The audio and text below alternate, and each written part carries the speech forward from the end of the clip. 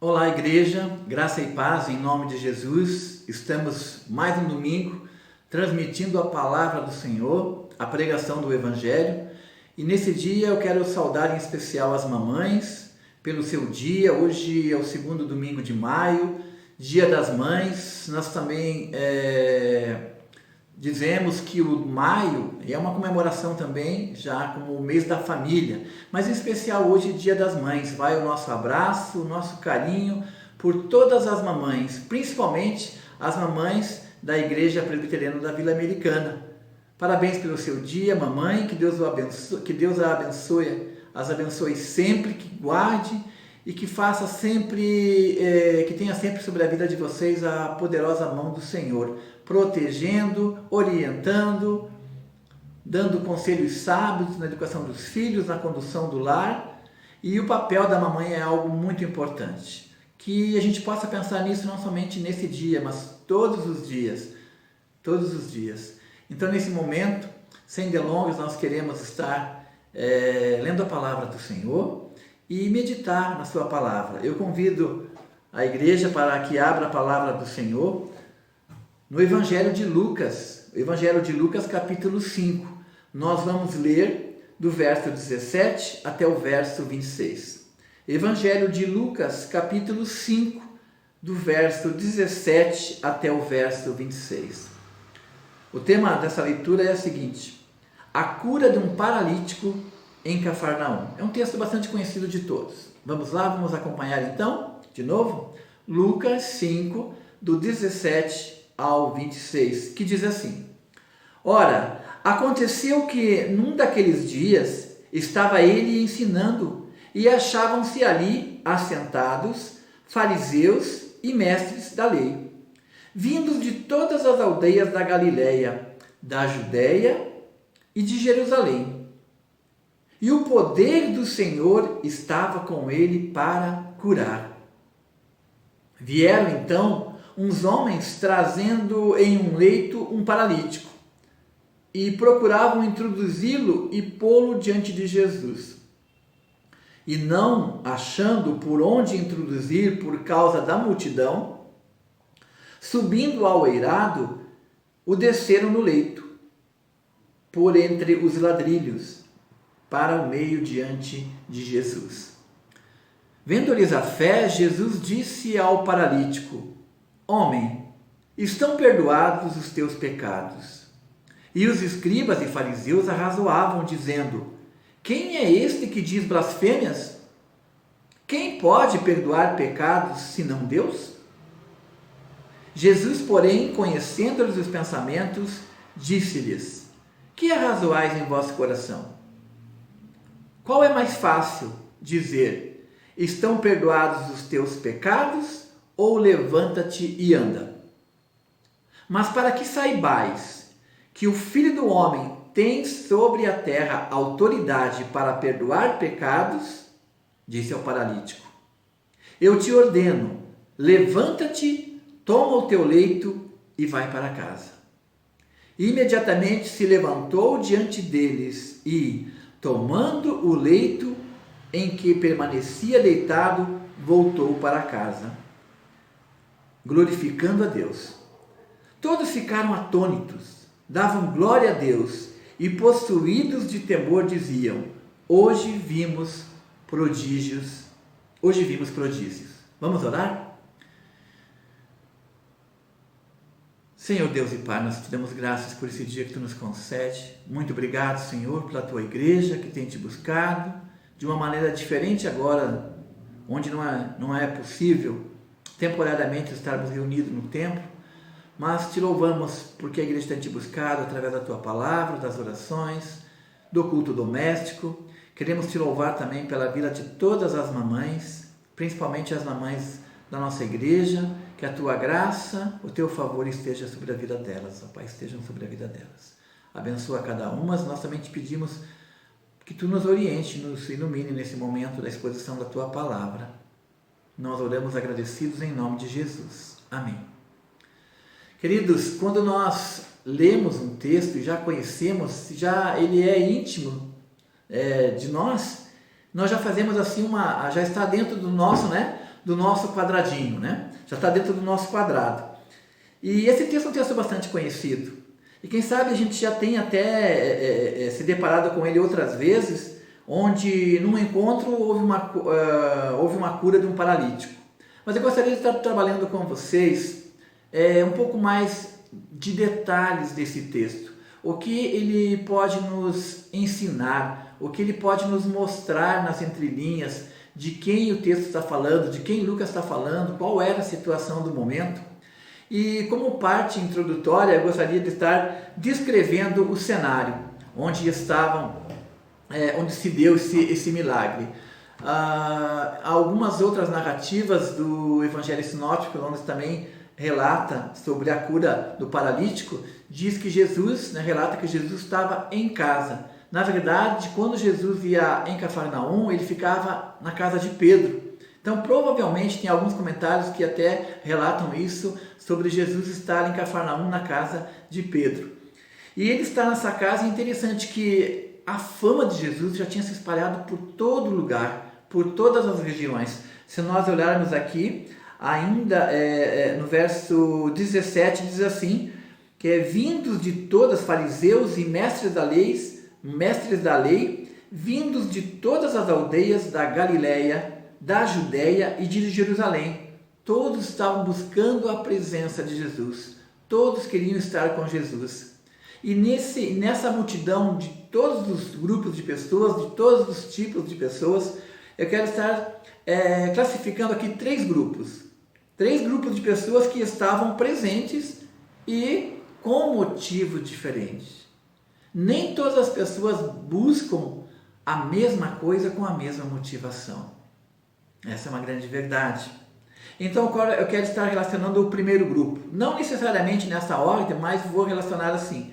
O primeiro grupo é o grupo dos discípulos e dos amigos de Jesus, que sem dúvidas eles estavam presentes com genuíno interesse na verdade. Eles queriam aprender aquele Jesus que havia chamado eles para o seguirem, aquele Jesus que caminhava com eles, ensinando, curando, ajudando as pessoas, se compadecendo, sendo piedoso, perdoando pecados, dando vista aos cegos, curando o paralítico. E é esse Jesus, então, que eles estão vendo a sua verdade, uma pessoa realmente, conforme Pedro declara mais para frente, é o Filho do Deus vivo. Então, eles estavam com um genuíno interesse, um verdadeiro interesse pela palavra de Deus. O segundo grupo é aquele grupo de pessoas curiosas. E nós temos pessoas curiosas, até mesmo em nossos dias? Temos, com certeza. E este grupo, eles estavam simplesmente ardendo em curiosidade para ver o que Jesus ia falar, o que Jesus ia fazer, como ele ia trabalhar a questão do ensino, qual seria a sua palavra, a quem Jesus iria citar, a quem Jesus iria se relacionar, como que seria o seu jeito, o que ele ia fazer um milagre ou não iria fazer. Então eles não podiam perder a oportunidade de ver o que iria acontecer. Ainda que esse interesse fosse depois para relatar para outras pessoas, mas o que movia, a motivação deles era a curiosidade. O terceiro grupo, vou tomar um golinho d'água. O terceiro grupo era o grupo dos fariseus escrupulosos e de mestres da lei da mesma postura. Que seriam os fariseus escrupulosos, aqueles que eram rigorosos na religiosidade, no costume, nas tradições, na lei também, e não deixava escapar nada. Então esse grupo de fariseus e mestres, eles haviam chegado de várias regiões, como nós já falamos, né? E a intenção deles não era aprender de Jesus, era observar Jesus, o seu jeito. Os fariseus, os mestres da lei, conheciam a lei como ninguém.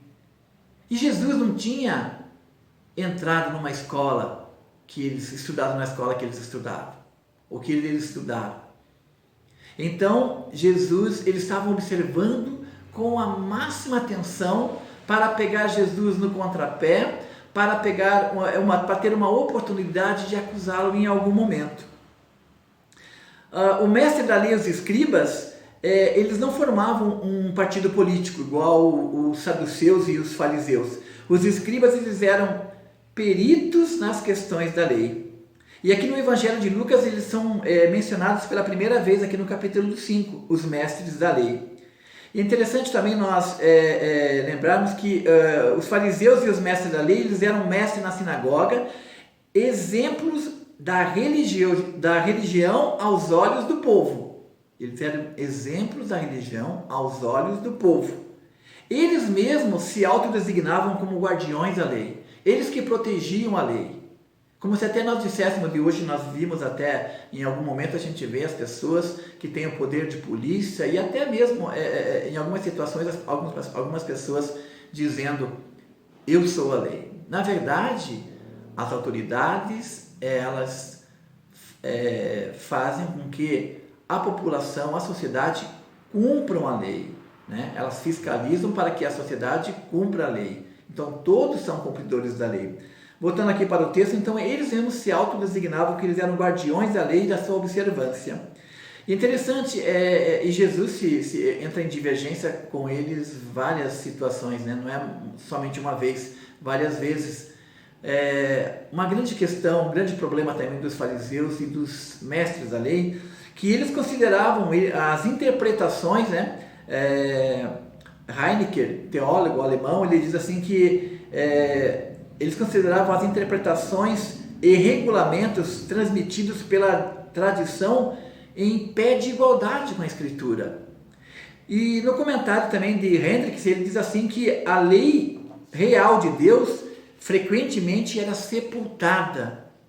Ele é mais severo na sua analogia, na sua interpretação. Ele diz assim que a tradição dos fariseus e dos mestres da lei sepultava a palavra de Deus, sepultava a lei de Deus.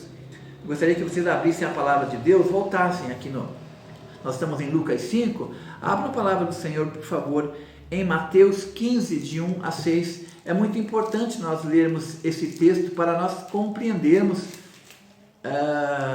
a linha aí do Mateus 15, do 1 a 6, dos fariseus e dos mestres da lei. E Jesus os censura.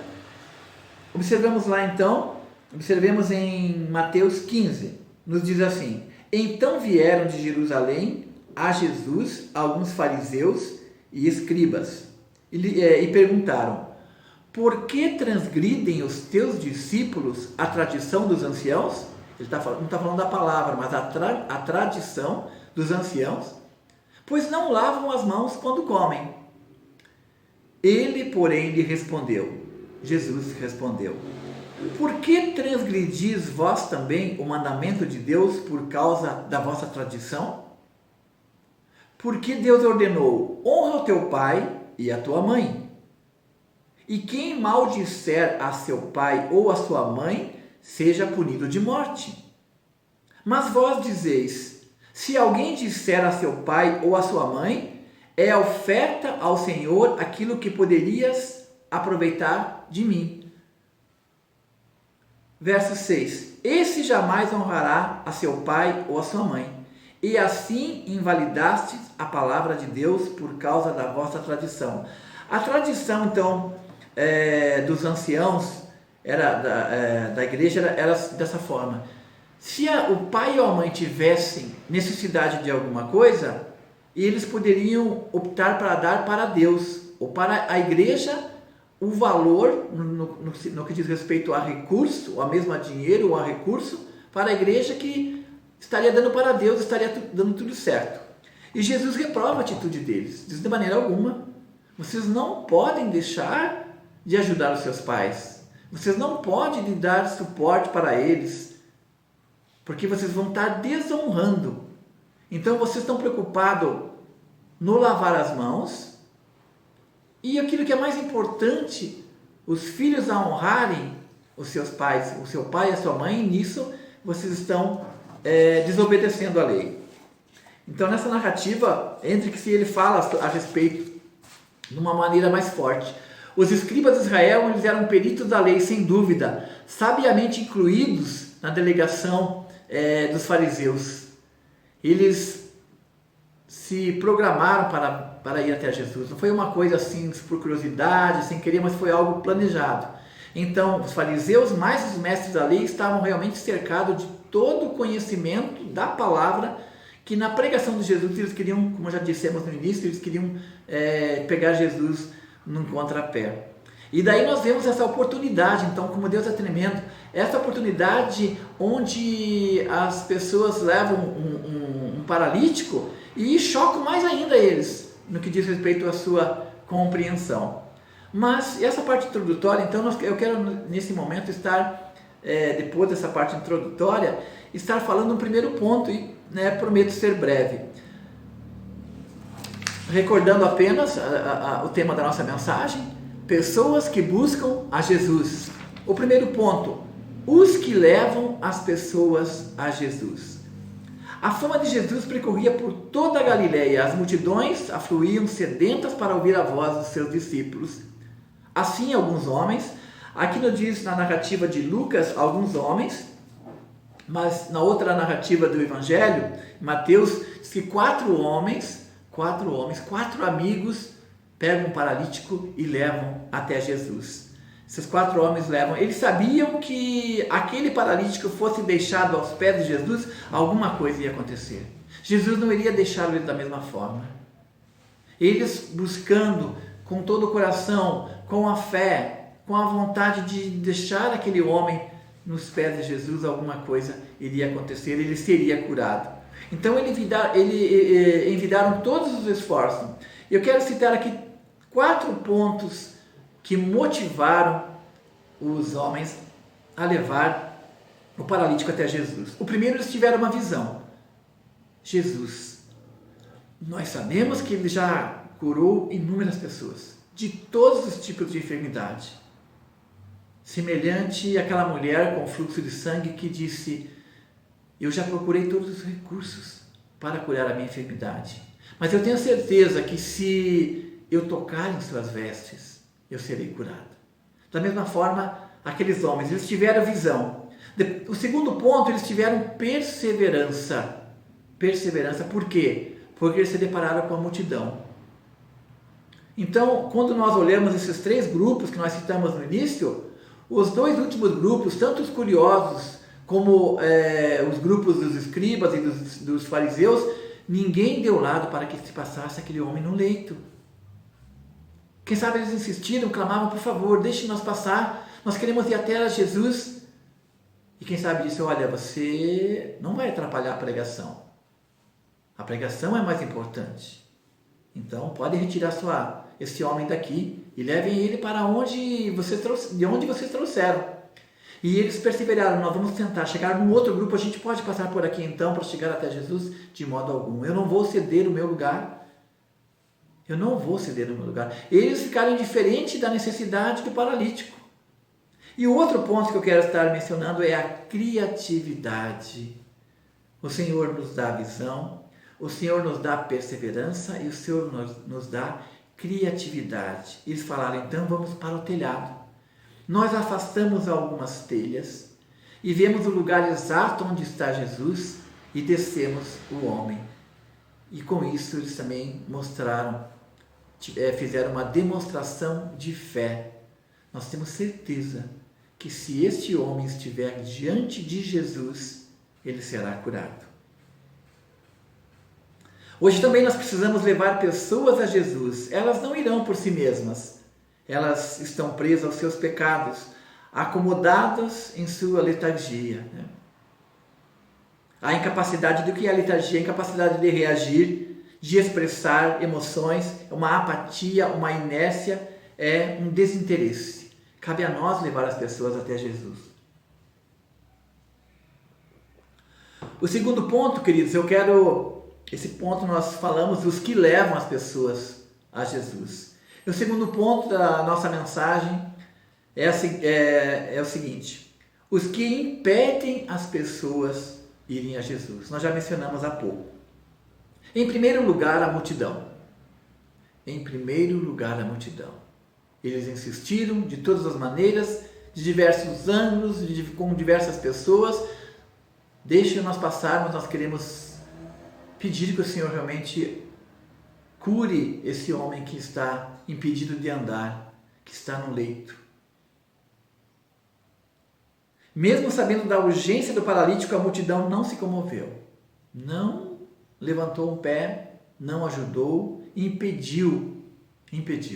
Nós vemos também um outro texto onde as mães levam as crianças para que Jesus abençoasse, no momento que ele estava conversando com os discípulos, e os discípulos recriminaram: não atrapalhem o mestre. E Jesus diz assim: deixai vir a mim os pequeninos, não vos embaraceis, não constranjam eles, porque dos tais é o reino de Deus. E aquele que me recebe como uma criança me recebe, herdará o reino dos céus. E se alguém não me receber como uma criança me recebe, não herdará o reino dos céus. Eles estavam impedindo que as crianças chegassem até Jesus. Aqui no caso, a multidão, ela não facilitou o acesso, dificultou, não ajudou os homens a introduzirem o paralítico na presença de Jesus, mas lhe barrou o acesso. Então, em primeiro lugar, a multidão. Em segundo lugar, os críticos de plantão. Quem são eles, né? Os fariseus e os mestres brotavam de todas as aldeias da Galiléia, da Judéia e de Jerusalém, e também eles não permitiram que chegasse até Jesus. Eles estavam sentados ouvindo a Jesus, não para aprender com ele, mas para censurá-lo. Vieram não com a mente aberta e com o coração sedento, mas no sentido de censurar Jesus com a acusação e blasfêmia, é o que eles fizeram. E às vezes nós também, de uma certa forma, nós estamos ouvindo a palavra do Senhor, estamos muitas vezes analisando a pessoa que está pregando e nem muitas vezes prestando atenção na palavra. Isso causa barreira para que nós sejamos edificados, para que o Senhor fale ao nosso coração, para que o nosso sentimento de humildade ele prevaleça. Muitas vezes nós já vamos até com críticas para ver se em algum ponto houve alguma palavra que falaram errado ou uma expressão que nós não concordamos e nós já fazemos um X. E impedimos então que a palavra nos atinja, impedimos que verdadeiramente Jesus ele tem um efeito sobre as nossas vidas.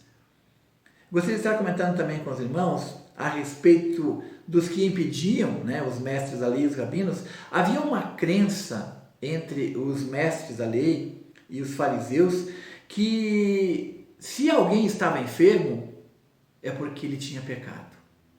Se ele continuava enfermo é porque o pecado não tinha sido perdoado. E se a cura ainda não tinha sido completa ou plena, é porque faltava alguma coisa ainda a ser perdoada. Nós olhamos então que no momento em que Jesus... e essa crença, é claro, essa crença não procede. Nem todo o pecado ou nem toda enfermidade é por pecado. E nós vemos uma outra passagem onde os discípulos veem um cego de nascença e perguntam para Jesus: quem pecou? Ele ou seus pais? E Jesus diz aos discípulos: nem ele e nem seus pais, mas para que se manifestasse a glória de Deus. Daí Jesus vai ali, faz um lodo com saliva, põe no olho do cego, pede para ele ir lavar no tanque de Siloé e volta a visão, o cego volta a enxergar. Nem todo sofrimento é por causa do pecado. Se nós quisermos generalizar de uma maneira geral, né, nós sofremos por causa do pecado dos nossos primeiros pais, que é uma coisa. O mundo sofre com toda enfermidade por causa dos pecados da nossa natureza pecaminosa, por causa que o pecado está no mundo. E isso só vai mudar quando nós estivermos na glória com o Senhor, no novo céu e na nova terra. Mas no que diz respeito a cada pessoa, não necessariamente que toda enfermidade é fruto de pecado. Então isso que permeava na compreensão dos rabinos, dos fariseus e dos mestres da lei. O perdão só é visto por Deus, mas é impossível que a cura não seja vista por homens. Então, quando se fala a respeito do perdão, o perdão é subjetivo. Não tem como você ter... a não ser pela fé na palavra de Deus, se nós confessarmos nossos pecados, né? Deus é fiel e justo para perdoar os nossos pecados, mas uma convicção palpável é só fé. E é nisso que os rabinos eles se apoiavam. Nós queremos ver uma prova do perdão. Então a prova do perdão é a cura. Interessante também que o teólogo Heinecke, o teólogo alemão, ele faz a seguinte observação: a opinião judaica a respeito do sofrimento judaico é que onde está o pecado, onde está o sofrimento, o pecado ele é premissa, é porque já pecou, por isso que houve o sofrimento. E onde ainda o sofrimento persiste, o perdão ainda não chegou plenamente.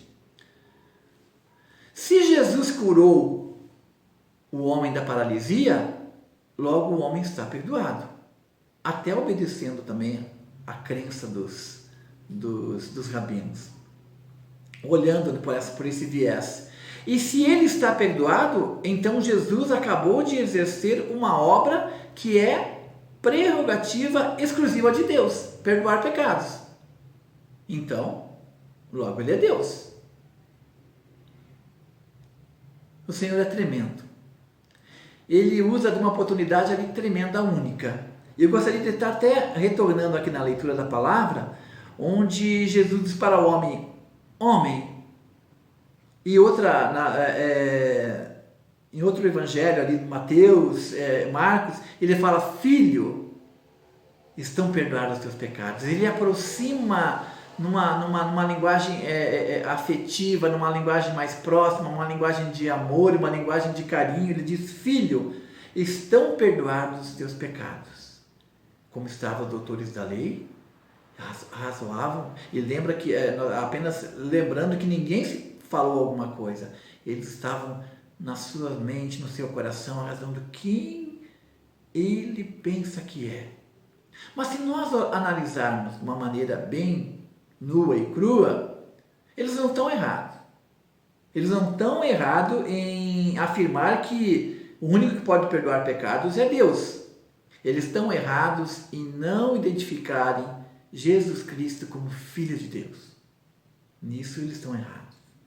E Jesus diz para eles questionam, quem é este que fala blasfêmia? Chamando Jesus de mentiroso. Se nós pensarmos na afirmação da mentira, quem é o pai da mentira? É o diabo. E eles chamam Jesus que está falando blasfêmia. Porque quem pode perdoar pecados senão Deus? Jesus, porém, conhecendo os seus pensamentos, disse, que arrazoais em vosso coração? Qual é mais fácil dizer, estão perdoados os teus pecados? Ou levanta-te e anda?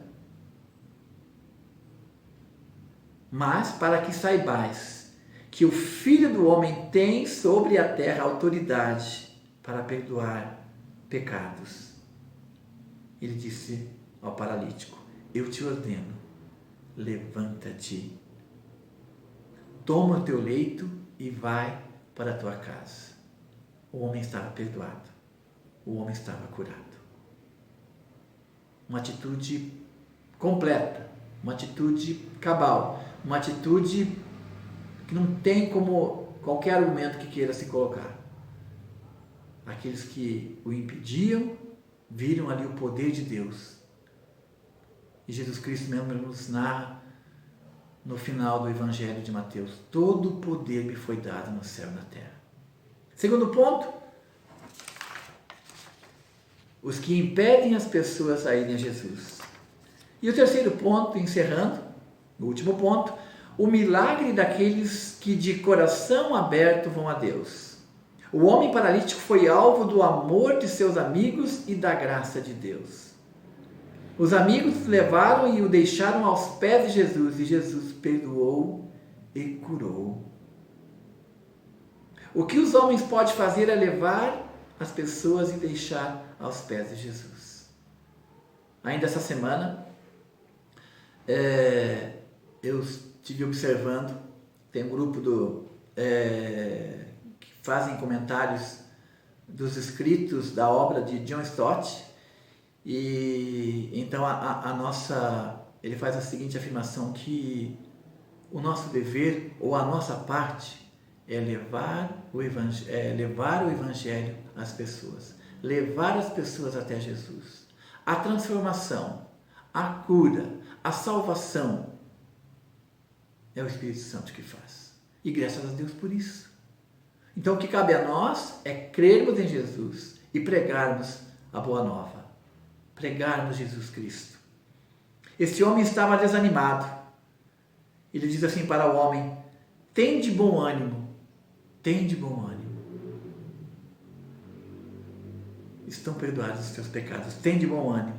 Aquele que está abatido, aquele que está enfermo, está muitas vezes desanimado. Não vê perspectiva, não vê possibilidades. Aquele homem estava desanimado. E com as emoções amassadas, Jesus chama de filho e ordena que ele tenha bom ânimo. Mateus 9:2. O milagre operado por Jesus foi público e foi notório.